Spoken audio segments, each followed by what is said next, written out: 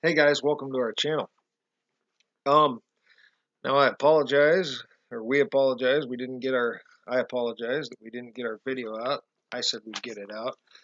Um, we were going to try to get it out on our electromagnetic hypersensitivity, which there's some things going on with that, and that video is coming, by the way. And I have done the chemical category of pinball, the Who Pinball Wizard as well, but that's not. I want to do this video first because I thought the last video that I did, which involved who invented the car or the automobile, a lot of people thought it's Henry Ford, and it wasn't. It was Carl Benz. But this is where it gets into what you were taught versus the Mandela Effect, and that's why I think these decodes are pretty cool, if not important, because we can link them up this way. Whether it argued for coincidence or not, you can link them up, the effects, and see a pattern there. I can't do anything on the Henry Ford, Carl Benz, gasoline-powered vehicles or automobiles.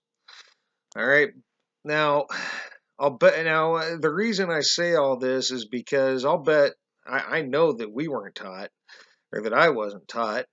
But I wonder how many of you were taught the following things, because the automobile has been around far longer than I thought. And I think it's interesting that we weren't taught this. Now, uh, in 1769, the very first self-propelled road vehicle was a military tractor invented by French engineer and mechanic Nicolas Joseph Cugnot. He used a steam engine to power his vehicle. All right, so we were taught about steamboats and steam trains, but not about steam vehicles. Uh, the steam engine and boiler were separate from the rest of the vehicle and placed in the front. Uh, it didn't move very fast. That was the first one, a whopping 2.5 miles an hour on only 3 wheels. The vehicle had to stop every 10 to 15 minutes to build up steam power. The following year, Cugnot built a steam-powered tricycle that carried 4 passengers. So in 1770, then you would have had your first uh, passenger automobile, but it was steam powered. And then 1771. Cugnot drove one of his road vehicles into a stone wall, giving the inventor the distinct honor of being the first person to get into a motor vehicle accident in 1771. Unfortunately, this was just the beginning of his bad luck. Um, After one of Cugnot's patrons died and the others were exiled, funding for Cugnot's road vehicle experiments dried up. All right, so you had in 1769, you had the first self-propelled road vehicle, and by 1770, you had a passenger road vehicle that powered a tricycle, which is what if I'm not mistaken, that's what that Carl Benz's vehicle had, 3 wheels as well. Then in 1771, you had your first road vehicle accident, motor vehicle accident. And then there's a little timeline here. Then 1789 was the first U.S. patent for a steam-powered land vehicle granted to Oliver Evans. 1789. So you had automobiles way before Ford and way before Carl Benz. In 1801, Richard Trevithick built a road carriage powered by steam, first in Great Britain. 18 in Britain from 1820 to 1840, steam-powered stagecoaches were in regular service. Well, they were, yeah, I knew about that. Steam-driven road tractors built by Charles Dietz pulled passenger carriages around Paris and Bordeaux up to 1850. Now we're still 29 years before the first gasoline-powered engine was fired up by Carl Benz now, and even more years before Henry Ford, right? Uh, the United States, in the United States, numerous steam coaches were built from 1860 to 1880. That would have been like your trains, I think, steam coaches. Well, let's just see. Let's see about steam coaches. What are steam coaches? Can we get anything on that? We can. Steam coaches. Yeah, that looks like a train. Oh no, wait.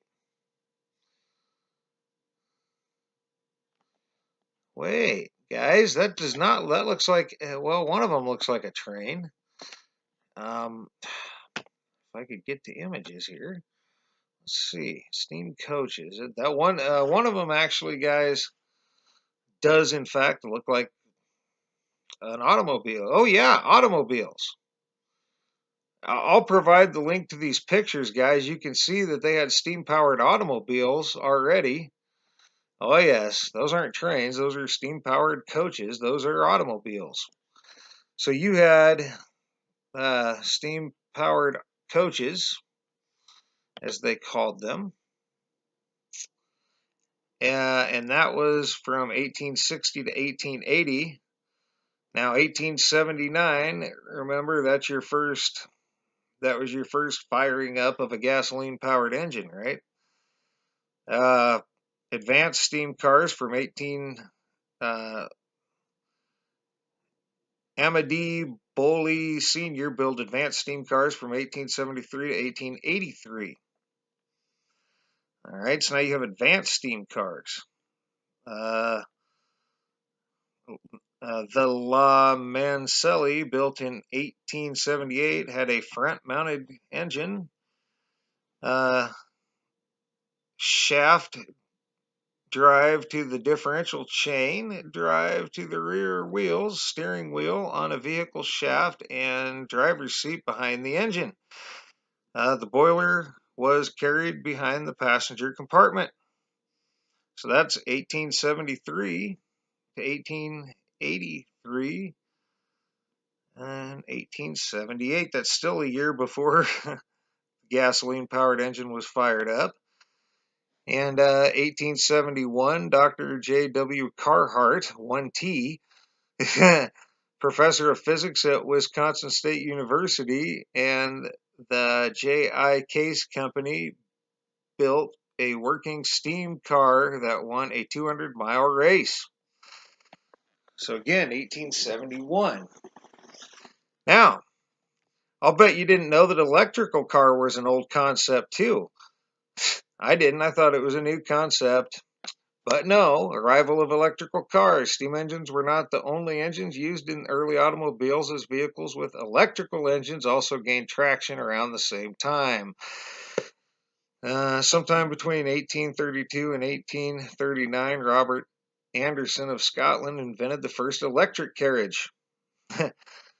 They relied on rechargeable batteries that powered a small electric motor. The vehicles were heavy, slow, expensive, and needed to be recharged frequently. Electricity was more practical and efficient when used to power tramways and streetcars where a constant supply of electricity was possible. Yet around 1900, electric land vehicles in America came to outsell all other types of cars. Then, in the several years following 1900, sales of electric vehicles took a nocitive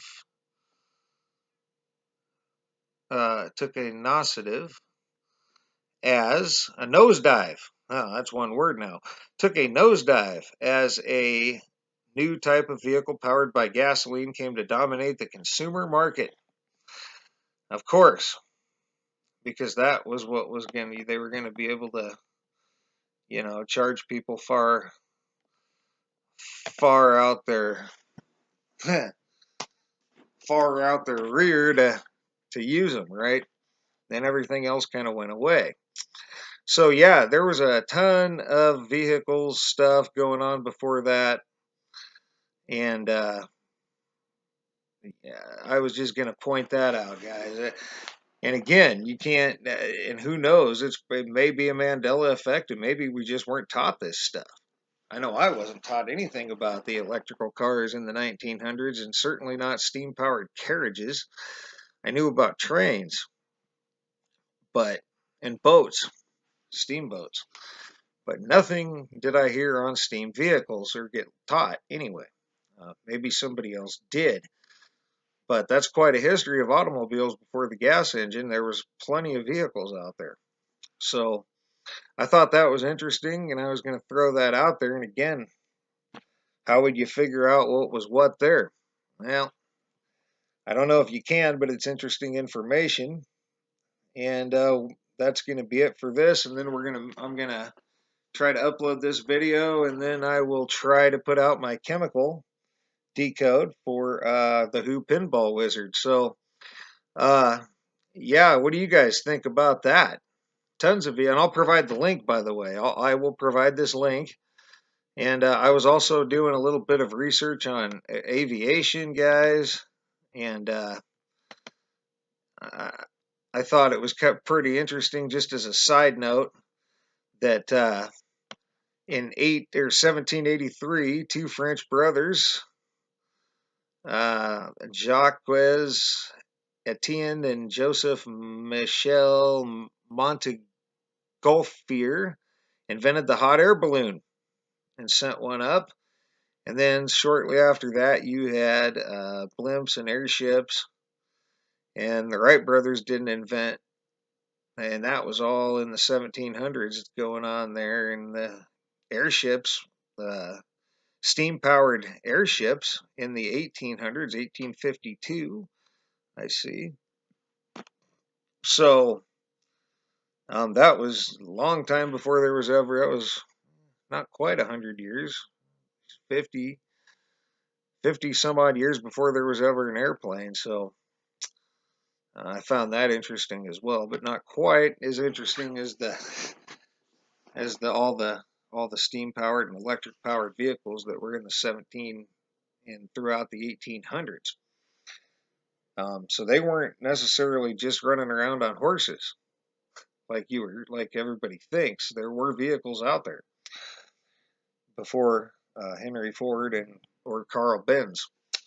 So thanks for all your thumbs up, thumbs down. Thanks for all your comments, leads, feedback, and subscriptions. And thanks a lot for watching, guys. And we'll get that chemical decode out soon. And we will try to get that electromagnetic hypersensitivity video out soon as well. And for now, you guys, thanks a lot for watching, and have a great rest of your day.